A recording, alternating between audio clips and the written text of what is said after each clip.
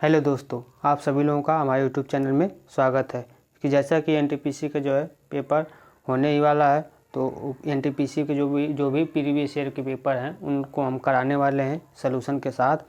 तो अगर आज जो है क्लास नंबर 13 है, इससे पहले 12 क्लास हो चुकी है। अगर आप लोग उन क्लासों को नहीं देखें तो जाकर देखिए, आप लोगों को बहुत ही फ़ायदेमंद होगी। उसका हम अलग से प्लेलिस्ट बना दिए हैं, तो प्लेलिस्ट में जाइए, चेक करिए और सभी क्लासों को देखिए। अगर आप लोग पूरी क्लास को देख लेते हैं तो 100% आप लोगों का जो है इस बार एनटीपीसी में सिलेक्शन हो जाएगा। आज जो है 25, आज की क्लास जो है वह 25/1/2021 को जो पेपर हुआ था उसका हम सलूशन करने वाले हैं। तो आइए चलिए शुरू करते हैं। इसमें जो है पहला प्रश्न मैथ का है। पहला प्रश्न है कि एक कारखाने का उत्पादन 2 वर्ष में 6,600 टन से बढ़कर 7,986 टन हो गया। तो यदि वृद्धि की गणना चक्रवृद्धि ब्याज के आधार पर की जाए तो वृद्धि की दर जो है क्या होगी। तो वृद्धि की दर पूछा है, तो सिंपल सवाल है। इसको करना क्या है कि इसमें एक फार्मूला होता है कि मिश्रधन बराबर मूलधन इंटू 1 प्लस रेट बटे रेट, यानी कि R/100 n। यहाँ पर t भी लिख सकते हैं, n भी लिख सकते हैं। तो t समय होता है, n को भी समय लिखते हैं। तो यहाँ से a जो है वह मिश्रधन होता है, p जो है मूलधन होता है, r जो है दर होता है और t समय होता है। तो मिश्रधन दिया है 7,986 हो गया बढ़कर, और मूलधन पहले कितना था तो 6,600 था। तो 1 प्लस R/100 कर देंगे और 2 सालों में बढ़कर हुआ है तो n बराबर 2, यानी कि t बराबर 2 कर देंगे। तो इसको जब सॉल्व करेंगे तो यह 11 को 7,986 11 का वर्ग है और 6,660 यह जब काटेंगे 6 टोटल काटने पर तो 11/10 का वर्ग आएगा। तो यहाँ से जब तुलना कर लेंगे तो तुलना करने पर यहाँ से r की वैल्यू 10% आएगी। मैथ और रीजनिंग का जो भी सवाल है, कोशिश आप लोग यही करिए कि वीडियो को रोककर खुद से सॉल्व किया करिए। इससे आप लोगों की जो है एक्यूरेसी और करने की जो है क्षमता बढ़ेगी। और अगर सवाल नहीं लगते हैं तो उसका हम सलूशन आप लोगों को बता दे रहे हैं, सलूशन कैसे कैसे किया गया है, आप लोग देख लिया करिए कि वह कैसे कैसे किया गया और आंसर क्या है, और पेपर में मैथ का जो सवाल कैसे कैसे पूछे जा रहे हैं। अगला प्रश्न है प्रश्न नंबर 2। प्रश्न नंबर 2 है, निम्नलिखित में से कौन 2011 में 969 railway engineer regiment of territorial army TA में शामिल हुई थी। वह भारतीय सेना की जो पहली महिला जवान थी। तो वह कौन थी? तो वह थी सापेर शांति तिग्गा। सापेर शांति तिग्गा जो है railway engineer regiment of territorial army में जो है शामिल हुई थी, और यह जो भारतीय सेना की पहली महिला जवान भी थी, सापेर शांति तिग्गा। यानी कि इस प्रश्न का सही आंसर होगा ऑप्शन नंबर डी।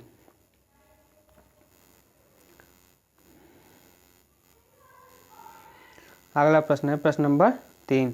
प्रश्न नंबर 3 है, उस समचतुर्भुज का जो है क्षेत्रफल ज्ञात कीजिए जिसकी भुजा की लंबाई 17 सेंटीमीटर और विकर्ण की लंबाई 16 सेंटीमीटर है। तो समचतुर्भुज का क्षेत्रफल पूछा है जिसकी भुजा की लंबाई 17 दिया है और विकर्ण की लंबाई 16 दिया है। तो आइए इसको सॉल्व करते हैं।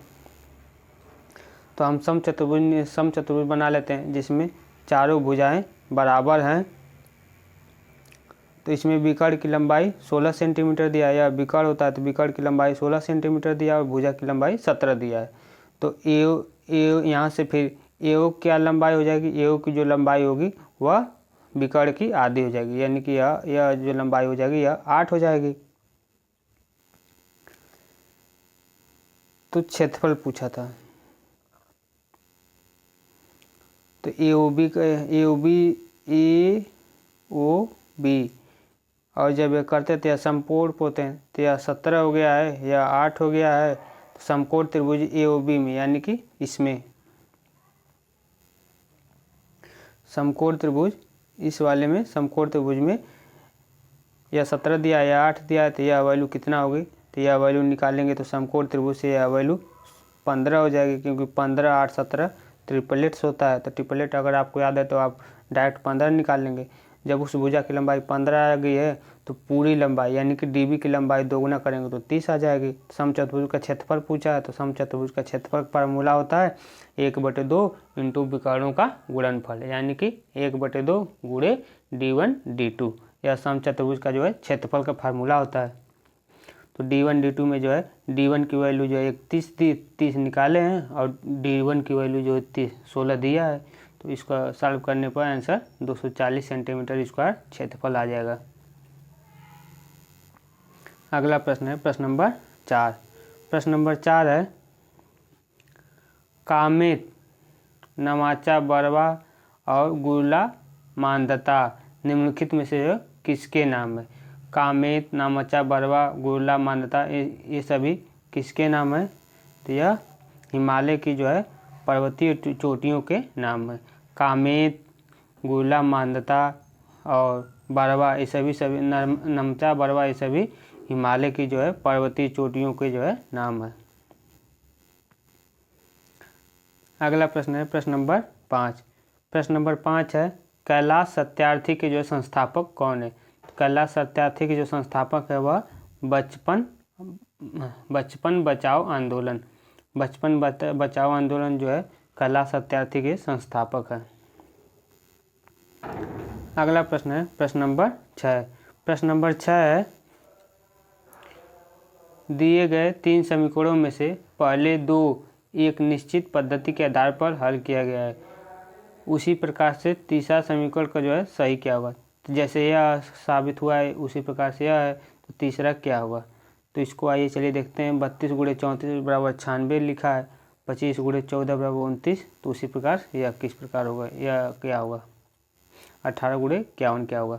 तो 32 × 34 को क्या किए हैं, 3 × 3 कर दिए हैं और 34 को क्या किया है, यानी कि इन दोनों का गुणा कर दिए हैं और ये इन दोनों को जोड़ दिए हैं। तो 3 3 9 आ गया है और 4 2 6 आ गया। उसी प्रकार से 2 और 1 को जोड़े हैं, 2 और 1 का गुणा कर दिए तो 2 आया है, 5 और 4 को जोड़ दिए हैं तो 9 आ गया। उसी प्रकार इसका क्या होगा, तो 5 और 1 का गुणा करेंगे तो 5 आ जाएगा और 8 और 1 को जोड़ देंगे तो 8 1 9 आ जाएगा। तो यानी कि इसका सही आंसर 59 आ जाएगा, यानी कि ऑप्शन नंबर डी। अगला प्रश्न है प्रश्न नंबर 7। प्रश्न नंबर 7 है किसी अन्य कमरे में बात कर रहे लोगों की बातें हमें ध्वनि तरंगों के जो है किसके कारण से सुनाई देती हैं? तो किसी अन्य कमरे में बात कर रहे लोगों की बातें जो हमें किस ध्वनि के किसके कारण जो है सुनाई देती हैं? तो वह विवर्तन के कारण जो है हमें दूसरे कमरे में बात कर रहे लोगों की ध्वनि जो है सुनाई देती है। तो इसका सही आंसर होगा ऑप्शन नंबर बी, विवर्तन। अगला प्रश्न है प्रश्न नंबर 8। प्रश्न नंबर 8 है निम्नलिखित में से क्या जो है संयुक्त राष्ट्र यानी कि यूएन का जो है एक अंग नहीं है? तो यूएन का जो है एक अंग नहीं है तो वह होगा option number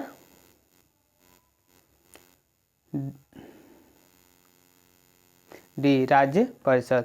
option number D जो है यूएन का जो एक अंग नहीं है वह है राज्य परिषद। राज्य परिषद जो है एक जो है अस्थाई सदन है, यह यूएन का भाग नहीं है। यूएन यानी कि संयुक्त राष्ट्र संघ, यूएन का जो हिंदी में नाम होता है संयुक्त राष्ट्र संघ। संयुक्त राष्ट्र संघ कौन कौन से भाग हैं? तो इसके 6 भाग हैं। कौन कौन से हैं? तो महासभा, सुरक्षा परिषद, प्रान्यास परिषद, आर्थिक एवं सामाजिक परिषद, अंतर्राष्ट्रीय न्यायालय और सचिवालय, ये सभी संयुक्त राष्ट्र संघ के जो है अंग है। अगला प्रश्न है प्रश्न नंबर 9। प्रश्न नंबर 9 है यदि गुणा का अर्थ जो है माइनस है और हैच का अर्थ प्लस है,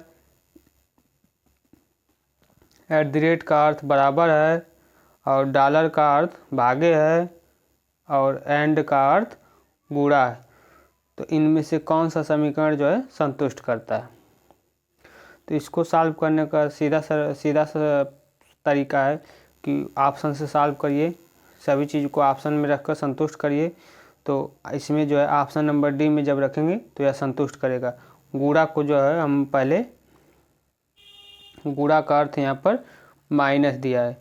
तो प्रश्न में जो है ऑप्शन नंबर दिया है 15 गुणे 4, तो गुणा के स्थान पर माइनस कर देंगे।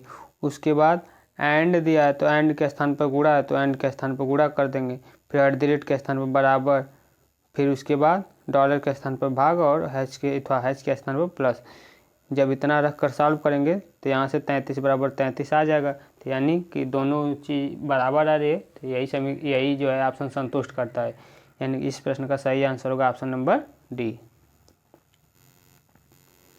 अगला प्रश्न है प्रश्न नंबर 10। प्रश्न नंबर 10 है मौलाना अबुल कलाम आज़ाद ट्रॉफी माका की जो शुरुआत किस सन में की गई थी और सभी भारतीय विश्वविद्यालयों में से खेलों में सर्वश्रेष्ठ प्रदर्शन करने वाले विश्वविद्यालय को जो है प्रदान की जाती है।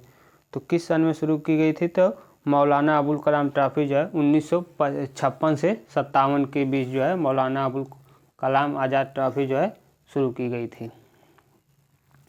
इस प्रश्न को जो है हम सुबह वाली क्लास में जो कि आरआरबी एनटीपीसी जीके जीएस के नाम से है, स्टैटिक जीएस के नाम से, उसमें भी यह प्रश्न पूछा गया, उसमें कराए हैं।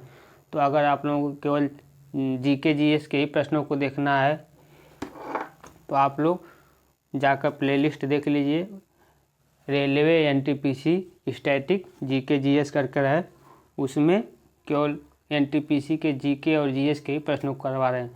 अगर आप लोगों को पूरा मैथ, रीजनिंग, जीके, जीएस सभी क्लास को करना है तो आप लोगों के लिए यह क्लास और यह प्लेलिस्ट है, तो आप लोग इससे पढ़िए।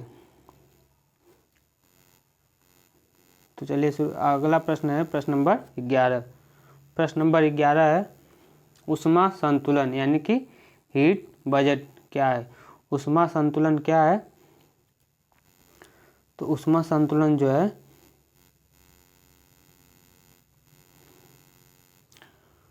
ऊष्मा संतुलन पृथ्वी के द्वारा अवशोषित आपतित ऊष्मा और विकिरण के रूप में बाहर जाने वाली ऊष्मा के बीच संतुलन को ही ऊष्मा संतुलन कहते हैं।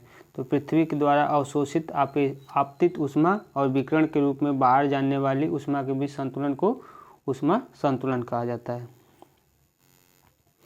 अगला प्रश्न है प्रश्न नंबर 12। प्रश्न नंबर 12 है पेशी तंत्र का कौन सा भाग हड्डी से जोड़ता है? तो पेशी तंत्र का जो है कौन सा भाग हड्डी से हड्डी को जोड़ता है? तो वह लिगामेंट यानी कि अस्थि मज्जा जो है पेशी तंत्र को हड्डी से पेशी तंत्र के जो है पेशी तंत्र के भाग के जो है हड्डी से हड्डी को जोड़ता है। तो इसका सही आंसर होगा ऑप्शन नंबर डी। अगला प्रश्न है प्रश्न नंबर 13। प्रश्न नंबर 13 है निम्नलिखित में से क्या जो है सार्वजनिक क्षेत्र की एक इकाई नहीं है? तो प्रश्न में देखिए पूछा है कि क्या ऐसा नहीं है, तो सार्वजनिक क्षेत्र की जो है कौन सी एक इकाई नहीं है? तो वह है ऑप्शन नंबर ए ICICI। यह जो है सार्वजनिक क्षेत्र की इकाई नहीं है। अगला प्रश्न है प्रश्न नंबर 14। प्रश्न नंबर 14 है 31 अक्टूबर 2020 तक प्राप्त जानकारी के अनुसार अंतर्राष्ट्रीय मुद्रा कोष यानी कि IMF में जो है कितने देश के सदस्य शामिल हैं? तो IMF में जो है कितने देश शामिल हैं? तो 190 देश शामिल हैं। तो यह करंट का सवाल है। अगर करंट के लिए भी आप लोगों को चाहिए तो हम जो है डेली करंट अफेयर की क्लास लाते हैं, आप लोग उसको देखा करिए। अगर आप लोग डेली करंट की क्लास हमसे देखते हैं तो इतना कंफर्म है कि आप लोगों को जो है किसी भी एग्ज़ाम में करंट से संबंधित कोई दिक्कत नहीं आएगी। अगला प्रश्न देखते हैं प्रश्न नंबर 15। प्रश्न नंबर 15 है 5.26 घंटे को आप घंटा, मिनट और सेकंड में किस प्रकार लिखेंगे? तो 5.26 घंटे, तो 5.26 घंटे को पहले 5 तो सीधे 5 घंटा हो जाएगा। फिर 0.26 घंटे को 60 से भाग दे देंगे तो यह मिनट आ जाएगा। तो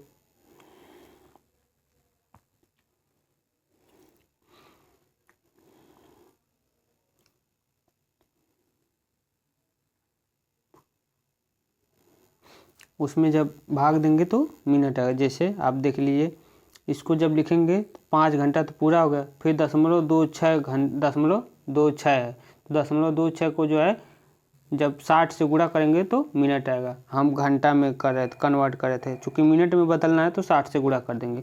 0.26 में 60 से गुणा कर देंगे तो मिनट में आ जाएगा। तो कितना मिनट हो जाएगा, तो वह 15 मिनट आ जाएगा, 15 मिनट आ जाएगा। फिर जब उसमें बच जाएगा 6 बच जाएगा, तो 6/10 बच जाएगा, तो 6/10 को जो है फिर 60 से गुणा करेंगे तो वह सेकेंड में आ जाएगा। तो कितना हो जाएगा, 5 घंटा 15 मिनट 36 सेकेंड, यानी कि ऑप्शन नंबर 1 सही हो जाएगा, 5 घंटा 15 मिनट 36 सेकेंड।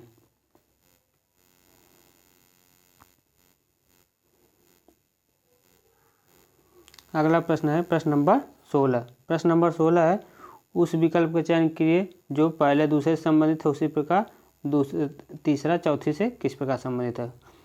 तो इसमें देखते हैं, इसका आंसर सीधा है कि 26 और 3 किस प्रकार संबंधित है। तो 3 का जो है, इसका 3 का क्यूब करके -1 कर देंगे तो 26 आया है। तो उसी प्रकार 4 का क्यूब करके -1 कर देंगे तो 63 आ जाएगा। तो 4 चौक को 16, 16 को 64, 64 में से 1 माइनस करने पर 63 आ जाएगा, यानी कि इस प्रश्न का सही आंसर आ जाएगा ऑप्शन नंबर सी 63। अगला प्रश्न है प्रश्न नंबर 17।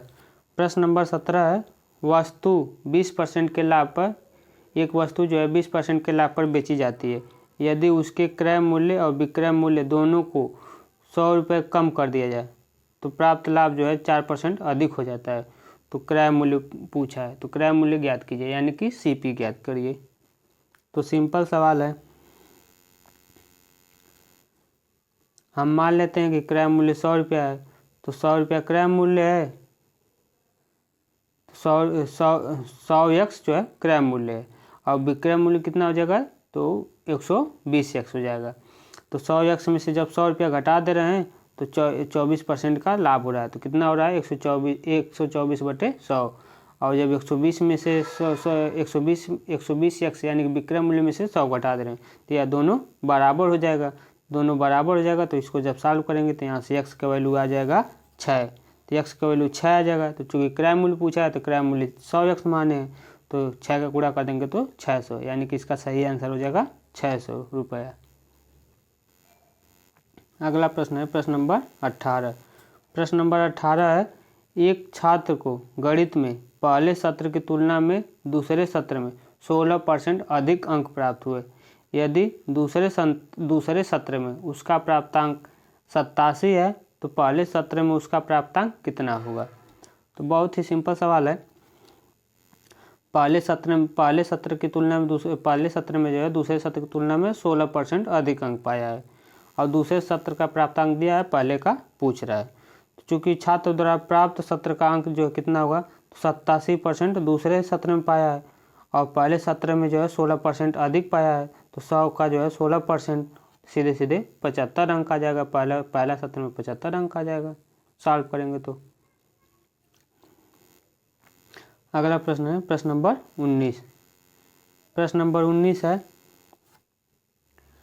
आंकड़ा दिया है 40, 50, 30, 20, 80, 70, 90, 50, इन सभी के जो है माध्यिका ज्ञात करना है। अब यदि 30 और 120 को आपस में बदल दिया जाए तो नई माध्यिका ज्ञात कीजिए। दोनों माध्यिकाओं का जो है माध्य क्या होगा। तो पहले ऊपर वाली का जो है माध्यिका ज्ञात करना है, फिर 30 और 120 को बदल देने पर क्या माध्यिका आएगी, तो नई माध्यिका आ जाएगी, तो उसको ज्ञात करना है। फिर उन दोनों माध्यिकाओं का जो है माध्य ज्ञात करना है। तो 3 बार प्रोसेस करना है। तो देख लीजिए, पहले जो संख्या दिया है उसको आरोही क्रम में कर लेंगे, यानी कि बढ़ते हुए क्रम में। तो आरोही क्रम में करने पर 20, 30, 40, 50, 50, 50, 70, 80, 90 आएगा। तो इसमें टोटल संख्या 8 है। तो 8 जो है यह एक सम संख्या है। सम संख्या है तो सम संख्या का जो फार्मूला होता है, सम संख्या के लिए जो माध्यिका होती है वह होती है n/2वां पद प्लस n/2 + 1वां पद बाई 2। तो यहाँ पर जब n की वैल्यू रखेंगे तो 8/2वां पद, यानी कि चौथा पद प्लस 5वां पद बटे 2। तो चौथा पद क्या है? तो चौथा पद जो है वह 50 है, पाँचवा पद भी 50 है, 50 50 100/2 यानी कि 50 आ जाएगा। पहली माध्यिका 50 आ गई। जब संख्या को जो है बदल दिए हैं, 30 को जो है 120 से बदल दिए हैं, तो 30 को जो 120 बदलने पर यह संख्या आ जाएगी। तो यह संख्या आ जाएगी, तो यह भी 8 ही संख्या है। तो इसको जब सॉल्व करेंगे तो इसमें n/2 पद, यानी कि इसमें चौथा पद क्या हो जाएगा? तो इसमें चौथा पद तो 50 हो जाएगा, लेकिन जो पाँचवा पद है वह 70 हो जाएगा, क्योंकि हम 30 से 120 को बदल दिए हैं। तो 120 यहाँ लास्ट में आ गया है, तो यहाँ से पाँचवा पद 50 आ जाएगा। तो 70 और 50 जोड़कर आधा कर देंगे तो 60 आ जाएगा। तो पहली माध्यिका कितनी आई थी? 50, और दूसरी माध्यिका आई है 60। तो अब माध्य पूछा है, तो पहली माध्यिका 50 प्लस दूसरी माध्यिका 60/2। माध्य निकालने का फार्मूला होता है दोनों को जोड़कर आधा। तो 50 + 60/2 यानी कि 55। तो इसका आंसर हो जाएगा 55। अगला प्रश्न है प्रश्न नंबर 20। प्रश्न नंबर 20 है, अंतर्राष्ट्रीय श्रम संगठन ILO का जो है मुख्यालय कहाँ पर स्थित है? तो अंतर्राष्ट्रीय श्रम संगठन ILO का मुख्यालय जो है वह स्थित है जिनेवा, स्विट्जरलैंड में। ILO का जो मुख्यालय है वह जिनेवा, स्विट्जरलैंड में स्थित है। अगला प्रश्न है प्रश्न नंबर 21। प्रश्न नंबर 21 है, 24वें जैन तीर्थकर का जो है नाम क्या है? 24वें जैन तीर्थकर का नाम है महावीर स्वामी, यानी कि ऑप्शन नंबर डी सही होगा। ऑप्शन नंबर डी सही होगा, महावीर स्वामी। अगला प्रश्न है प्रश्न नंबर 22। प्रश्न नंबर 22 है, कोलेरू झील कहाँ पर स्थित है? कोलेरू झील जो स्थित है वह आंध्र प्रदेश में स्थित है। कोलेरू झील जो है आंध्र प्रदेश में स्थित है। तो इसका सही आंसर होगा ऑप्शन नंबर बी। अगला प्रश्न है प्रश्न नंबर 23। प्रश्न नंबर 23 है, 784 वर्गाकार टाइल्स है जिनकी प्रत्येक भुजा 75 सेंटीमीटर है, जिसको एक वर्गाकार कागज की फर्श पर लगाना है, तो उस कमरे की जो है भुजा ज्ञात करिए। तो बहुत ही सिंपल सवाल है। 784 वर्गाकार टाइल्स है, तो चूंकि एक टाइल्स का क्षेत्रफल कितना हो जाएगा? तो चूंकि 50 सेंटीमीटर की जगह वर्गाकार कागज, तो 50 का है, तो उसका क्षेत्रफल 50 × 50 यानी कि 2500 सेंटीमीटर स्क्वायर क्षेत्रफल हो जाएगा। चूँकि यहाँ पर मात्रक देखिए सभी मीटर में पूछा है, तो इसलिए इसको सेंटीमीटर स्क्वायर को जो है मीटर में बदलेंगे, तो 1000 से भाग देंगे तो 0.25 मीटर स्क्वायर हो जाएगा। तो वर्गाकार कमरे का क्षेत्रफल क्या होगा? तो 784 जो है वर्गाकार टाइल्स है, तो 784 का जो है जब 0.5 में गुणा करेंगे तो वह आ जाएगा। तो यहाँ से तब भुजा कितनी हो जाएगी? तो भुजा 14 मीटर हो जाएगा। तो पूछा है कि कमरे की जो एक किनारे की लंबाई कितना होगा? तो 14 मीटर आंसर हो जाएगा। अगला प्रश्न है प्रश्न नंबर 24। प्रश्न नंबर 24 है कि किसके जो है अंतर्गत भूकंपों का अध्ययन किया जाता है? तो भूकंपों का अध्ययन किसके अंतर्गत किया जाता है? तो भूकंपों का अध्ययन किया जाता है सिस्मोलॉजी के। सिस्मोलॉजी में जो है भूकंपों के बारे में जो है अध्ययन किया जाता है। तो ऑप्शन नंबर बी जो है सही है।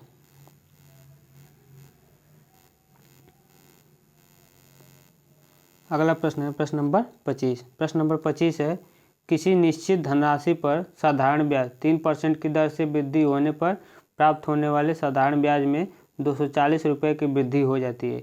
निवेश की गई राशि जो है ज्ञात कीजिए। तो किसी भी निश्चित धनराशि पर जो है साधारण ब्याज 3% की दर से बढ़ रही है, तो निवेश की गई राशि पूछ रहा है।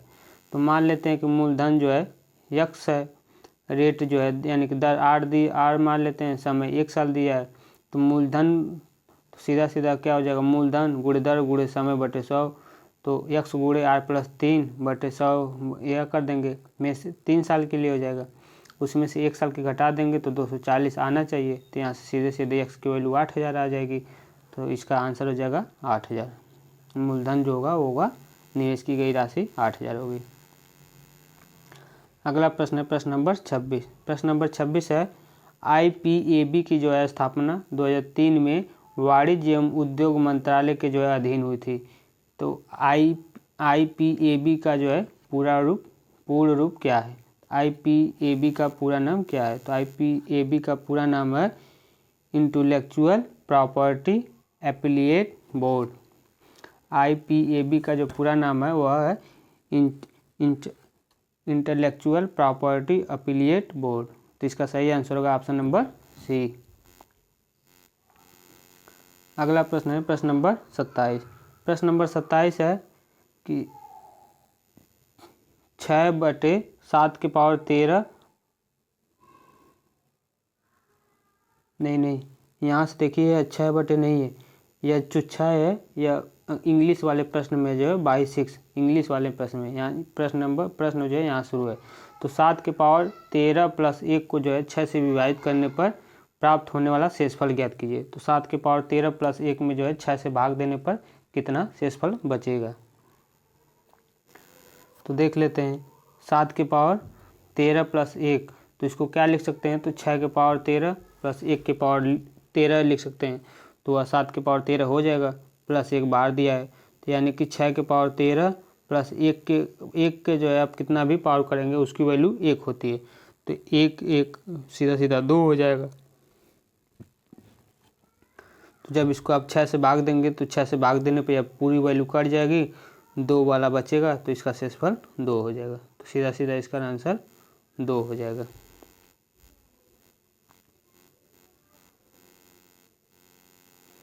अगला प्रश्न है प्रश्न नंबर 28। प्रश्न नंबर 28 है ध्वनि की तीव्रता को मापने के लिए निम्नलिखित में से जो किस मात्रक का उपयोग किया जाता है। तो ध्वनि की तीव्रता को मापने के लिए डेसिमल का जो है प्रयोग किया जाता है। तो इसका सही आंसर होगा ऑप्शन नंबर सी, डेसिमल। अगला प्रश्न है प्रश्न नंबर 29। प्रश्न नंबर 29 है हवा की गति को मापने के लिए निम्नलिखित में से किस उपकरण का जो है उपयोग किया जाता है। तो हवा की गति को मापने के लिए जो प्रयोग किया जाता है वह एनोमोमीटर। एनोमोमीटर का प्रयोग जो है हवा की गति को जो है मापने के लिए प्रयोग किया जाता है। तो इस प्रश्न का सही आंसर होगा ऑप्शन नंबर सी, एनोमोमीटर। अगला प्रश्न है प्रश्न नंबर 30। प्रश्न नंबर 30 है राहुल की आयु शशि से अधिक है लेकिन कविता जितनी अधिक नहीं है। कविता की आयु शशि और अशोक दोनों से अधिक है। अशोक की आयु शशि से कम है लेकिन मोनिका से अधिक है। उनमें से सबसे छोटा कौन सा है। तो इनको क्रम में बैठाना है, बैठाने पर सीधा सीधा आ जाएगा। जब क्रम में बैठाएंगे तो कविता, राहुल, शशि, अशोक, मोनिका ये सभी घटते हुए क्रम में हो गए। तो इसमें से सबसे छोटा कौन है, तो इसमें सबसे छोटा हो जाएगा मोनिका। तो इस प्रश्न का सही आंसर होगा ऑप्शन नंबर ए। अगला प्रश्न है प्रश्न नंबर 31। पुरुषों के एक समूह ने 10 दिनों में एक कार्य को पूरा करने का निर्णय लिया लेकिन उनमें से 5 अनुपस्थित हो गए। यदि समूह के शेष सदस्यों ने कार्य को 12 दिन में पूरा कर लिया तो पुरुषों की जो है मूल संख्या ज्ञात कीजिए।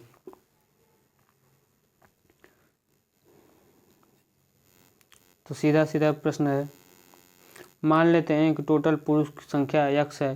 तो एक सूत्र होता है कि m1 × d1 = m2 × d2, यानी कि m1 जो है आदमी हो गया, d जो है कार्य हो गया। तो m1 d1 × m2 d2। तो x आदमी ने 10 दिनों में कार्य समाप्त किया है, जबकि x में से जो है 5 आदमी चले गए हैं तो उसी काम को 12 दिन में कर लिए हैं। अगर x आदमी होते तो वह 10 दिन में ख़त्म कर देते, लेकिन जब x में से जो है 5 आदमी चले गए हैं तो वह उसी काम को 12 दिन में कर देते हैं। तो इसको सॉल्व करने पर x की वैल्यू 30 आ जाएगी।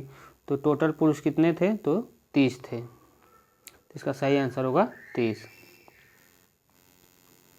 अगला प्रश्न है प्रश्न नंबर 32। प्रश्न नंबर 32 है यदि एक धनात्मक संख्या n को 5 से विभाजित करने पर शेषफल 3 मिलता है तो n का जो है इकाई अंक क्या होगा। n का जो इकाई अंक पूछा है।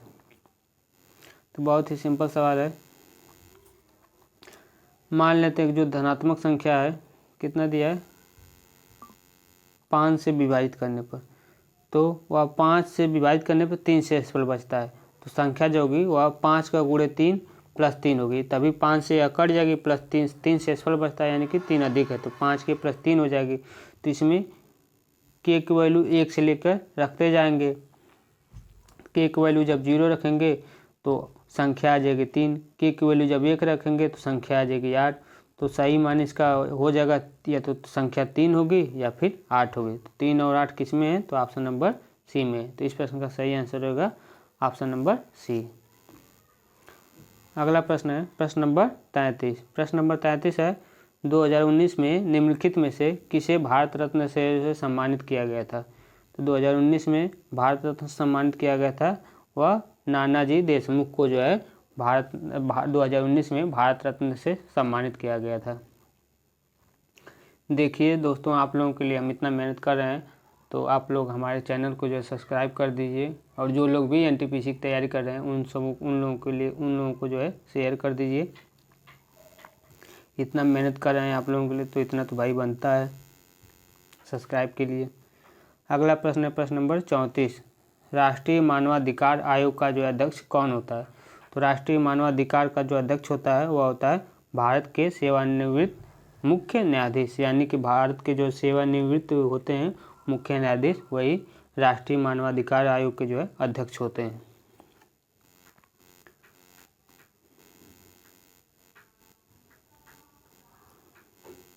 अगला प्रश्न है प्रश्न नंबर 35।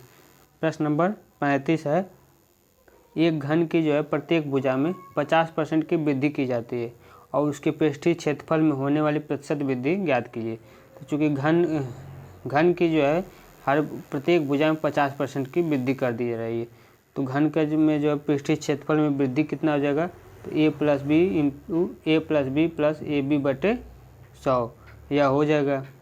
तो यहाँ से 50 + 50 + 50 बटे 100 यानी कि 125% हो जाएगा। कितना वृद्धि हो जाएगा, 125%, यानी कि इसका सही आंसर होगा 125।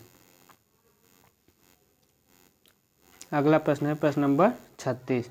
प्रश्न नंबर 36 है चंद्रगुप्त प्रथम के बाद गुप्त साम्राज्य की जो है बागडोर किसने संभाली थी। तो चंद्रगुप्त प्रथम के बाद जो है गुप्त साम्राज्य की जो है बागडोर समुद्रगुप्त ने संभाली थी। तो इसका सही आंसर हो जाएगा ऑप्शन नंबर बी, समुद्रगुप्त।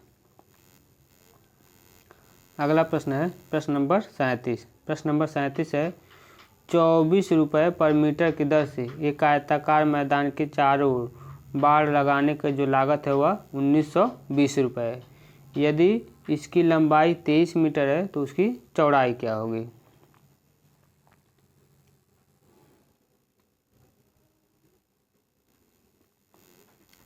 आइए इसका यह जो है सवाल बहुत ही सिंपल है। मान लेते हैं कि चौड़ाई b है, तो बाड़ लगाने की कुल लागत 1920 रुपये आई है। तो आयत का क्षेत्रफल क्या हो जाएगा, 2 गुणे लंबाई प्लस चौड़ाई। आयत का जो है क्षेत्रफल आ जाएगा 2 इंटू लंबाई धन चौड़ाई। और ये कितने रुपए से पर क्षेत्रफल में कितने लग रहा है, तो 24 लग रहा है, तो 24 से गुणा कर देंगे तो आ जाएगा 23 गुणे 23 प्लस चौड़ाई बराबर 1920 बटे 84, यानी कि यहाँ से चौड़ाई की वैल्यू आ जाएगी 17 मीटर। अगला प्रश्न है प्रश्न नंबर 38। प्रश्न नंबर 38 है यदि a बराबर x + y, b बराबर x - y, c बराबर 2x - 1, तो a² + b² + c² - 2ab + 2ac - 2bc का मान पूछा है। चूँकि प्रश्न में इसका मान पूछा है,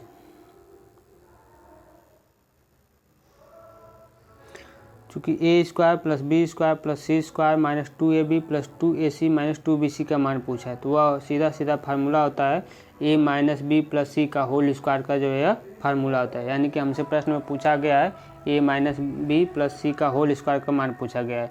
तो यहाँ से a की वैल्यू रख देंगे x + y, b की वैल्यू रख देंगे x + y x - y और c की वैल्यू रख देंगे 2x - 1। रख देने पर सीधा आंसर आ जाएगा 2x + 2i - 1 का होल स्क्वायर, यानी कि ऑप्शन नंबर सी सही हो जाएगा। अगला प्रश्न है प्रश्न नंबर 39। प्रश्न नंबर 39 है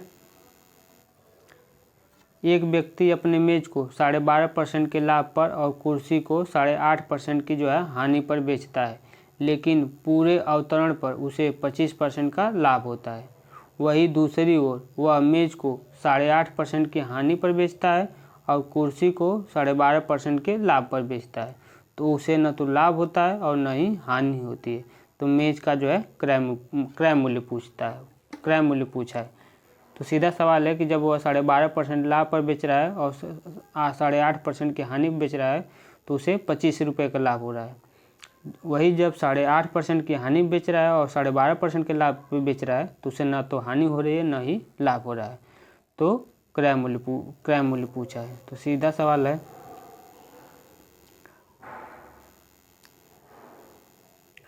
मान लेते हैं कि मेज का जो क्रय मूल्य है वह x रुपये है और कुर्सी का जो क्रय मूल्य है वह y रुपये है।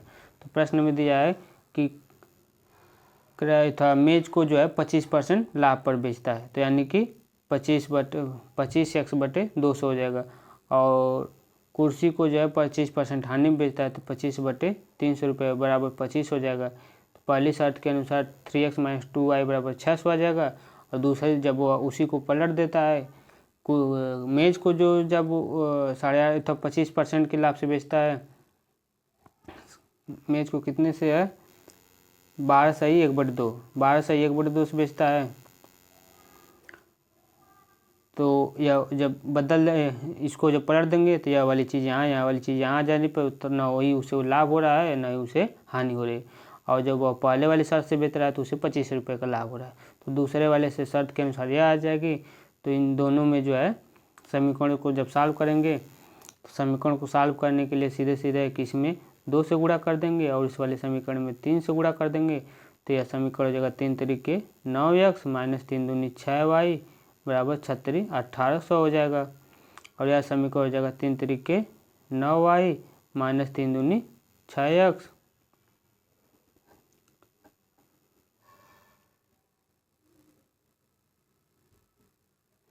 नहीं पहले वाले में 2 से गुणा करेंगे, इसमें 2 से गुणा करेंगे, इसमें 3 से करेंगे। तो 3 दूनी 6x - 4y बराबर 6 दूनी 1200। और यह हो जाएगा 3 तरीके 9y - 3 दूनी 6x बराबर 0। तो 6x से 6x कट जाएगा तो सीधे सीधे आ जाएगा, करने पर x की वैल्यू 360 आ जाएगा। आप उल्टा भी कर सकते हैं तो x की वैल्यू 360 रुपये आ जाएगी। तो क्रय मूल्य कितना होगा 360 रुपये।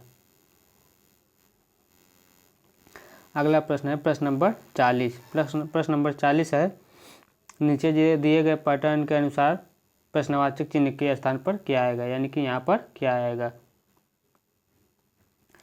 तो सीधा सवाल है, देखते हैं किस क्रम में बैठाया गया है।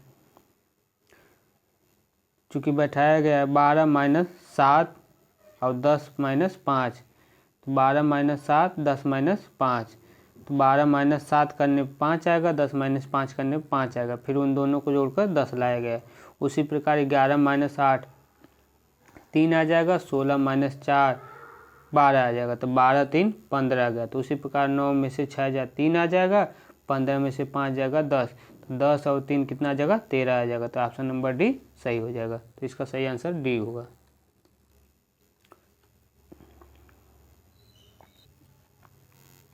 अगला प्रश्न है प्रश्न नंबर 41। प्रश्न नंबर 41 है कि √7 + √2 /√7 - √2 बराबर x + y √14 है, तो y का मान ज्ञात कीजिए। तो सीधा सीधा सवाल है कि इसका परमेयीकरण कर देंगे। परमेयीकरण का मतलब √7 + √2 बटे √7 + √2 से गुणा भाग कर देंगे। तो जब गुणा करेंगे तो ऊपर वैल्यू 9 + 2 √14 बटे 5 आ जाएगी। तो यहाँ से x की वैल्यू जो आ जाएगी वह 9 बटे 5 आ जाएगी और y की वैल्यू 2 बटे 5 आ जाएगी। तो हमें चूँकि y को वैल्यू पूछा है तो y की वैल्यू 2 बटे 5 हो जाएगा। अगला प्रश्न है प्रश्न नंबर 42। प्रश्न नंबर 42 है कि डैश कौन जो है मध्य प्रदेश में भगवान बुद्ध के सम्मान में सम्राट अशोक के द्वारा बनवाया गया बौद्ध स्मारक है। तो मध्य प्रदेश में भगवान बुद्ध के सम्मान में सम्राट अशोक के द्वारा बनवाया गया कौन सा स्मारक है, तो वह है सांची का स्तूप। सांची का स्तूप ने जो है सम्राट अशोक ने भगवान बुद्ध के सम्मान में जो है मध्य प्रदेश में बनवाया था। तो इसका सही आंसर होगा ऑप्शन नंबर डी। अगला प्रश्न है प्रश्न नंबर 43। प्रश्न नंबर 43 है, निम्नलिखित में से कौन सी एक वोलेटाइल मेमोरी है। तो कौन सी वोलेटाइल मेमोरी है, तो वह है रैम। रैम जो है एक वोलेटाइल मेमोरी है, यानी कि कैश मेमोरी है, कैश मेमोरी है। इसका सही आंसर होगा ऑप्शन नंबर ए। अगला प्रश्न है प्रश्न नंबर 44। प्रश्न नंबर 44 है काठियावाड़ प्रायद्वीप किस जो है भौगोलिक और सांस्कृतिक का जो है विस्तार है। तो काठियावाड़ प्रायद्वीप जो है यह राजस्थान का जो है एक भौगोलिक और सांस्कृतिक विस्तार है। काठियावाड़ प्रायद्वीप जो है राजस्थान का जो है भौगोलिक और सांस्कृतिक विस्तार है। तो इसका सही आंसर होगा ऑप्शन नंबर सी। अगला प्रश्न है प्रश्न नंबर 45। प्रश्न नंबर 45 है वह छोटी से छोटी संख्या ज्ञात कीजिए जिसे 8, 12 और 16 से विभाजित करने पर प्रत्येक स्थिति में शेषफल 3 बचता हो, लेकिन उसे 7 से विभाजित करने पर शेषफल 0 बचता हो। तो सीधा सवाल है, पहले इसका हम एलसीएम लेंगे। तो 8, 12 और 16 का एलसीएम जो है वह आ जाएगा सीधे सीधे k+3। 8, 12 और 16 का एलसीएम इंटू k+3, क्योंकि 3 शेषफल बचता है। तो 8, 12 और 16 के एलसीएम में 48 हो जाएगा। तो 48 k+3 यह शेषफल हो जाएगा। तो जब k का मान 3 रखेंगे तो 48 सीधे सीधे या 47 से 47 बराबर हो जाएगा। तो इसमें इसका जो सही आंसर हो जाएगा वो हो जाएगा 147। ऑप्शन नंबर बी सही होगा। अगला प्रश्न है प्रश्न नंबर 46। प्रश्न नंबर 46 है यदि 15 शीट्स वाली एक पुस्तक की 100 प्रतियां बनाने के लिए 26 रीम कागज की जो है आवश्यकता होती है।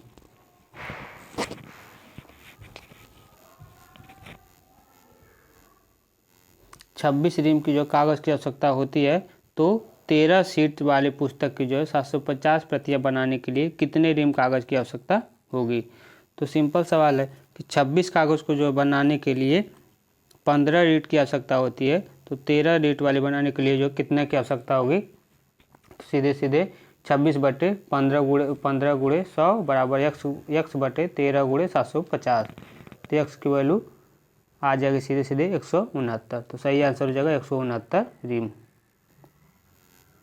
अगला प्रश्न है प्रश्न नंबर 47। प्रश्न नंबर 47 है एक मीनार के शीर्ष को भूमि पर इसके पाव बिंदु से 26 मीटर और 16 मीटर की दूरी पर स्थित दो अलग अलग बिंदुओं से देखे जाने पर बनने वाले उन्नयन कोण दिया। देखिए उन्नयन कोण अनुपूरक होते हैं। तो मीनार की जो है ऊंचाई ज्ञात कीजिए।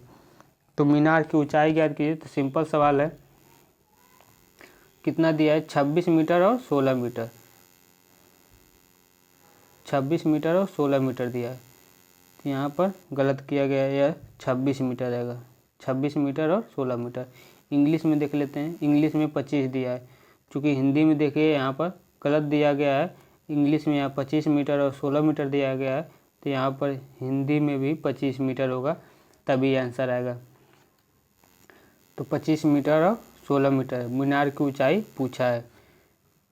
चूँकि यहाँ से यहाँ तक दूरी 25 मीटर दिया है और यहाँ से यहाँ तक की दूरी 26 मीटर दिया है। यह दोनों पूरक कोण थे। यह 90 थीटा है, तो यह 90 माइनस थीटा हो जाएगा। तो मीनार की ऊंचाई पूछा है। तो छोटे वाले त्रिभुज में इस छोटे वाले त्रिभुज में जब tan थीटा लेंगे, tan थीटा बराबर होता है आधार बटे लंब, यानी कि h/16 होता है। तो यहाँ से h बराबर आ जाएगा 16 tan 90 माइनस थीटा। जब बड़े वाले त्रिभुज में लेंगे तो बड़े वाले त्रिभुज में लेंगे तो tan थीटा बराबर हो जाएगा h/25। तो tan थीटा बराबर हो जाएगा h/25। यह समीकरण 2 हो जाएगा। और दोनों ही h की वैल्यू है, तो यहाँ से बराबर कर देंगे। तो 16 tan 90 माइनस थीटा बराबर 25 tan थीटा। यहाँ से 16 काट थीटा बराबर 15 25 tan थीटा। जब सीधे सीधा गुणा कर देंगे तो 16/25 बराबर tan स्क्वायर थीटा। तो यहाँ से tan थीटा की वैल्यू 4/5 आ जाएगी। तो tan थीटा की वैल्यू 4/5 आ गई। तो tan थीटा बराबर होता है, और tan थीटा की वैल्यू क्या है, ये h/25 है ये।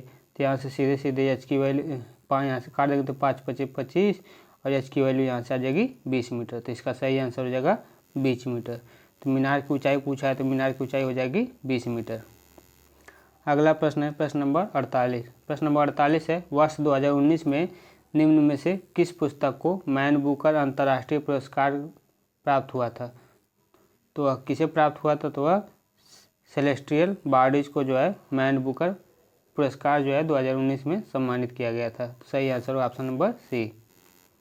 अगला प्रश्न है प्रश्न नंबर 49। प्रश्न नंबर 49 है, वह छोटी से छोटी संख्या ज्ञात कीजिए जिसे 1391 से घटाए जाने पर शेष रूप में प्राप्त संख्या को 7, 8 और 11 से विभाजित करने पर प्रत्येक स्थिति में शेषफल 3 प्राप्त हो। तो 1391 में से क्या घटाया जो 7, 8 और 11 से विभाजित करने पर 3 शेषफल बचे। तो 7, 8 और 11 का एलसीएम लेंगे, तो 7, 8 और 11 का एलसीएम जब लेंगे तो वो आ जाएगा 693। तो 693 आ जाएगा। तो 693 में n का गुणा करेंगे प्लस 3 शेषफल करने पर यह इसमें से घटाने वाली संख्या मिल जाएगी। तो 1391 माइनस x बराबर जो आएगा, जब n की वैल्यू 2 लेंगे तो 1393 गुणे 2 यानी कितना करने पर यह वैल्यू x की वैल्यू 2 आ जाएगी। तो कौन संख्या हो तो x के बराबर 2 हो जाएगा। अगला प्रश्न है प्रश्न नंबर 50। दो खंभे जो है ज़मीन पर खड़े हैं, उनके पाद और उनके शीर्षों के बीच की दूरी क्रमशः 48 मीटर और 50 मीटर है। यदि छोटे खंभों की ऊंचाई 10 मीटर है तो बड़े खंभे की ऊंचाई पूछा है। तो सिंपल सवाल है, छोटे खंभे की ऊंचाई 50 मीटर दिया है,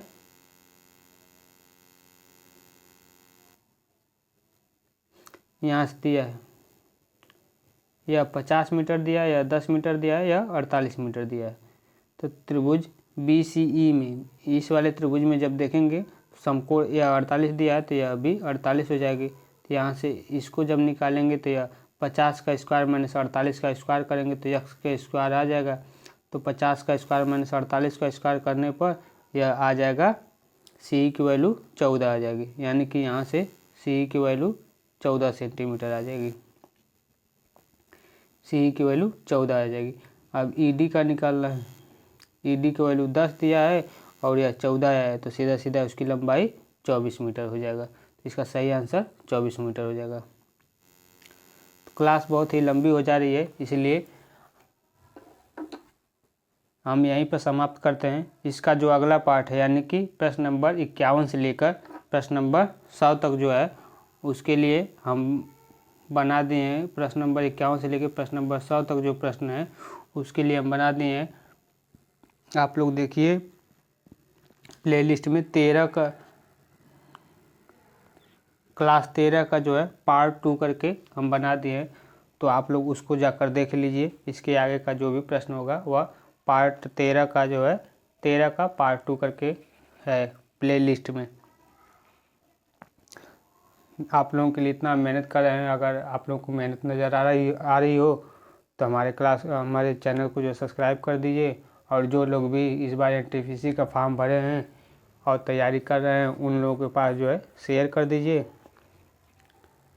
अब आगे क्लास जो है आप लोग पार्ट 2 वाला जाकर देख लीजिए। जय हिंद, जय भारत।